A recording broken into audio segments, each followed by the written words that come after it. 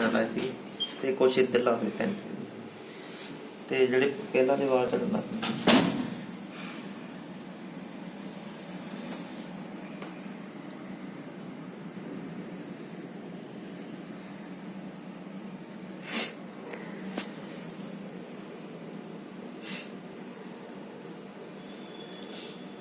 Marker देना marker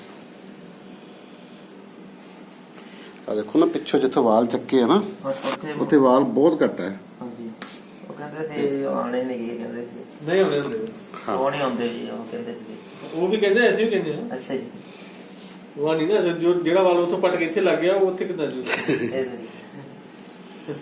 जुगाड़ करना है कि जुगाड़ है कि ਤੁਹਾਡੇ ਜਿਹੜੇ ਵਾਲ ਤਾਂ ਪਹਿਲੇ ਲੱਗਦੇ ਉਹਨਾਂ ਲੱਗਣ ਬਸ ਨਹੀਂ ਉਸ ਤਰੀਕੇ ਨਾਲ ਲਾ ਦਈਏ ਮਤਲਬ ਕਿ ਪਤਾ ਨਾ ਲੱਗੇ ਹਾਂ ਹਾਂ ਕਿ ਆ ਵੀ ਠੀਕ ਰਹੇ ਤੇ ਉੱਪਰ ਵੀ ਠੀਕ ਰਹੇ। ਦੇਖੋ ਹੁਣ ਜਿਹੜਾ ਆਹ ਏਰੀਆ ਨਾ ਉਹ ਚੋਂ ਆਪਾਂ ਕੱਢ ਨਹੀਂ ਸਕਦੇ ਹੋਰ ਕਿਉਂਕਿ ਪਹਿਲੇ ਉਹ ਬਹੁਤ ਘੱਟ ਨੇ ਉੱਥੇ ਇਸ ਜਗ੍ਹਾ ਤੇ ਜੀ? ਹਾਂ ਅੱਛਾ ਜੀ। ਠੀਕ ਹੈ ਆਪਾਂ ਹੁਣ ਇਸ ਏਰੀਆ ਤੋਂ ਛੱਡ ਕੇ ਥੋੜੇ ਜਿਹਾ ਥੱਲਿਓਂ ਕੱਢਾਂਗੇ ਥੋੜੇ ਜਿਹਾ ਉੱਤੋਂ ਕੱਢਾਂਗੇ ਠੀਕ ਹੈ ਇਹ ਮੈਂ ਮਾਰ ਕਰ ਲੈਣਾ ਮਸਲਾ ਹੱਲ ਹੋ ਜੇ ਹਾਲਾਂਕਿ ਸਾਡੇ ਲਈ ਇਹ ਦਿੱਕਤਾਂ ਨੇ ਜਿਸ ਏਰੀਆ ਤੁਹਾਡੇ ਕੋਲ ਘੱਟ ਵਾਲ ਆ ਆਪਾਂ ਉਸ ਏਰੀਆ ਚ ਲਾ ਦੇਣੇ ਤੁਹਾਡੇ ਠੀਕ ਹੈ ਨਾ ਝੜਨੇ